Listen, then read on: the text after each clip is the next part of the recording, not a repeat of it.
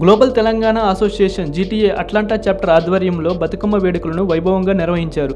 Georgia governor Brian kemp ముఖ్య అతిథిగా పాల్గొని బతుకమ్మ శుభాకాంక్షలు తెలిపారు. టీడబ్ల్యూఆర్డీసీ చైర్మన్ వి ప్రకాష్తో పాటు పలువురు ప్రముఖులు హాజరై ప్రసంగించారు.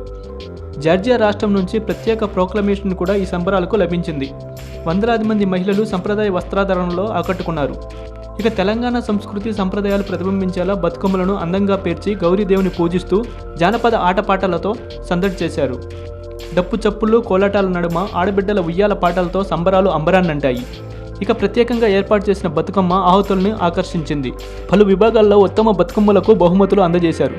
Group Bathukamma, individual Bathukamma, kids teens Bathukamma, creative Bathukamma విభాగాల్లో బహుమతులను అందజేశారు.